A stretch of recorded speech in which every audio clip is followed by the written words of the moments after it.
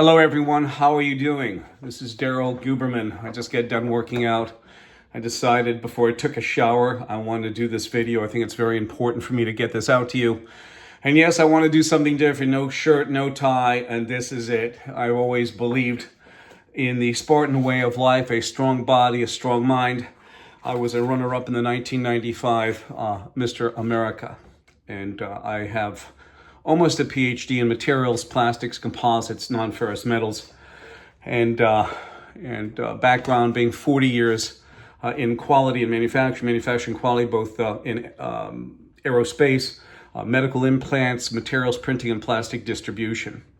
I am going over this real quick. This video today is about Senate subcommittee meeting with the whistleblower Sam Salihpour.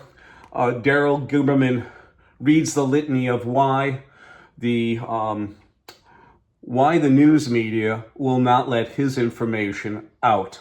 As you can see me over here, I look different than I do now, of course, with a tie on. I stood up at the Senate subcommittee meeting, basically concurring with these documents. This is just not the two documents I have. I've got a litany, I've got a ton of documents. But I want to read this to you. I'm not going to show you placards, all the rest. Everything is going to be down below this video. And here it is. I'll hold this up again. After going down to the Senate subcommittee meeting April 17th, 2024 for whistleblower Sam Salihpour, who reported on the Boeing 777-787, it is craziness. I got called by Bloomberg and Politico. That is not why they did not want to do any story on me. But the real reason is because it's very simple. I exposed the factor that Boeing didn't have to tell the FAA about the MCAS system that they had on the Ethiopian jet and also Indonesian jet that crashed, because the FAA made them a regulator in 2009. Also, Sam, the guy who I supported, the whistleblower, talked about the design of the 787. Boeing didn't have to tell the FAA that either because they were an FAA regulator, 2009 to present. They still are, which means all the CEOs were FAA administrators, and Boeing paid their employees who wrote or who were FAA representatives.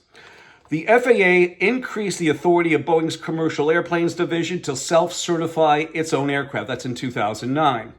Authority extended to Boeing under the new system allows Boeing employees to perform tasks on behalf of the FAA that include oversight of testing and product standards, along with certification of aircraft technologies like the MCAS system and new aircraft designs like the Boeing 777-787.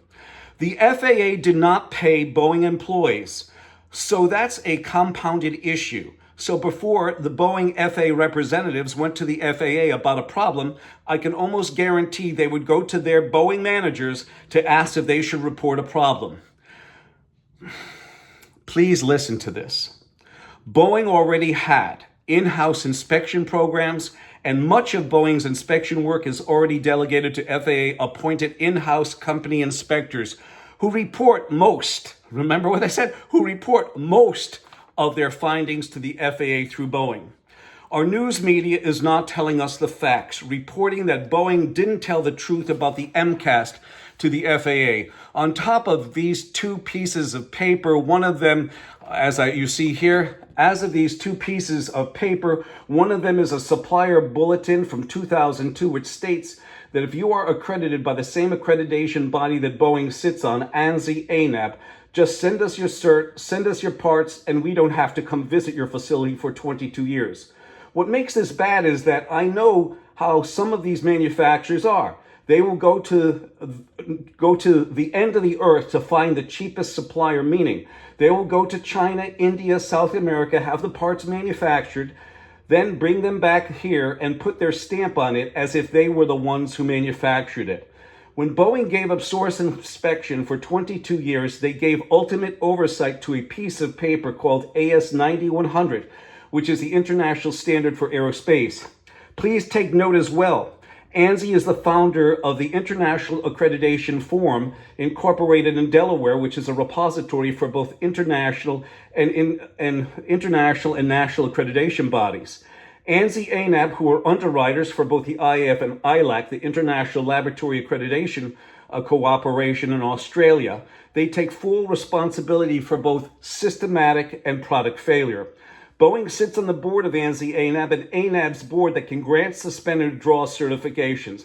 They sit on the board by the FAA, who approve them for FAA regulatory authority, FBI, DOD, DHS, DOT, and DOJ, just to name a few.